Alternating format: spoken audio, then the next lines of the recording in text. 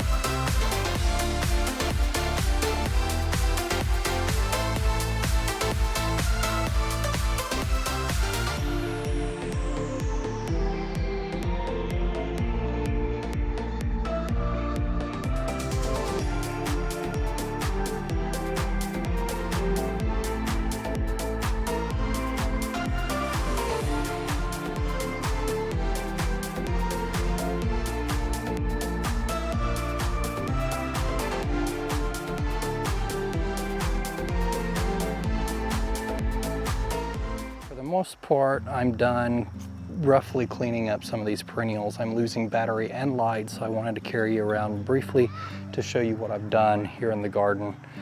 So the 𝗟𝗂𝗲 looks a little rough. I may come through and actually clean it up a little more after it starts to put on a little more growth and kind of even it out.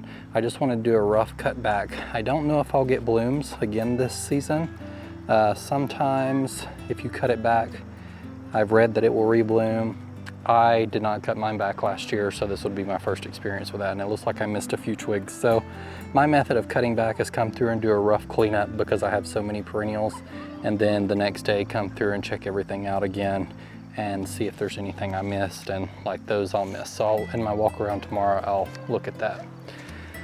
The Daisy May daisies I cut completely back to the ground. There is some new growth down here, but like I said, I'm going to be removing these. I also cut back one of these Midnight Masquerade penstemons. This one was doing really good, but its neighbor next door looked kind of rough, kind of like the Daisy May daisies did, so I went ahead and trimmed that back. As far as the catmint, I just gave that a light haircut and cleaned up some of the scraggly stems. The geraniums I cut all the way to the ground. I'm considering completely removing these as well because they're not very much of a performer. They bloom once in the spring and then the foliage turns a little brown and crispy and it doesn't do a whole lot else. So same thing around here. I just trimmed up the catmint a little bit. I cut back that yarrow and trimmed up this geranium as well because right here, as I mentioned, the fence will come through, and so we'll see if that comes back a little bit. I may end up moving it or I may end up throwing it away. I do like it. It's very pretty in the spring, but it's just getting so big and massive. You can actually see on the ground the whole area it took up, and it was taking over this shrub and those daylilies. So I didn't love the habit so much the second year once it got going. I still need to come through and clean up the daylily stalks. I love daylilies, but this is one of the worst parts of having daylilies is all these stalks. Same thing with the hostas. The hostas are great, but cleaning up those stalks can be a mess. So I cut back this yarrow. I'm probably gonna come through and cut back this phlox a little bit just to see if I can get a second bloom out of it. I'm not sure if I'll be able to. This hydrangea, I may come through and trim off some of those very brown parts right here. Here I trimmed back these daisies as well. Those are some of my favorite daisies in the garden that I actually grew from seed. You can actually see there are buds here coming back on, so I will get some more rebloom out of this as typical. I may move this daisy after I get in the new garden beds to a place that's got more sun to see how they will perform in full sun. Right here they get a little more shade than they like, but they still perform and bloom beautifully. They're just a little leggy.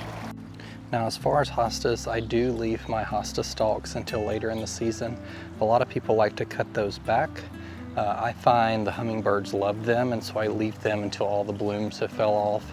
I have multiple different varieties in my garden. Some of them have gone out of bloom, like these right here are just now going into bloom, and the hummingbirds are usually all over them during the day along with this salvia, which clearly needs some water. So I got to run the irrigation today. It's been so hot. As you can tell, some of the plants are suffering because I haven't watered as much this year as I have in years past. I had the irrigation that was broke for almost a week, and so that really did some of the plants in, just having that week without consistent water. And although we had all of that rain a few weeks ago for almost a week, that also stressed out the garden. The plants became very acclimated to that moisture, and then when they didn't have it, when the irrigation was broke the next week, some of the plants suffered. So I've mentioned my clay soil several times. This is what my soil likes to do. So I didn't mulch this year. I need to come in and bring some mulch in some areas. And here's some weeds right here, but the ground gets so dry that it cracks. You may experience that in your garden as well, but it's just awful. And so that's one reason I like the drip irrigation. I can deliver water directly to the plants that I need. So all these plants are looking pretty good because they have moisture right at the root ball, but the ground around them is cracking because it's just so dry. We need a nice rainfall. Slow all day. So I also like to do a lot of my perennial cleanup right before I cut the grass. So we may cut the grass tomorrow because I can throw some stems onto the ground and run over them with our mulching mower and have that taken care of and it be clean and tidy the next day. Another thing I wanted to mention in my garden is I have some perennials, not a ton. Compared to some people, I probably have a lot more perennials, but I like to focus on small shrubs. So there are a lot of excellent, great small shrubs out there these days, and every time I have to cut back perennials like this, I realize how much I hate perennials. Some of the things that I will be replacing, I mentioned the Daisy May daisies. I'm going to be replacing most likely with boxwood. The geraniums that are under the white tranquility rose that I mentioned I will probably be pulling up. Those were bare root geraniums from Costco. They were about $15 for all 4 or 5 of them, so I'm not at much of a loss. They did their job for a year, and I have a lot of little shrubs that I've mentioned I've potted up and ordered from Hertz Gardens and Great Garden Plants, so I may be sticking and tucking some of those around there. There are a lot of great hydrangeas that are really small, a lot of great barberries if you're interested in barberries. Proven Winners has a line of barberries that are sterile. I know some places can't grow them because they can be invasive.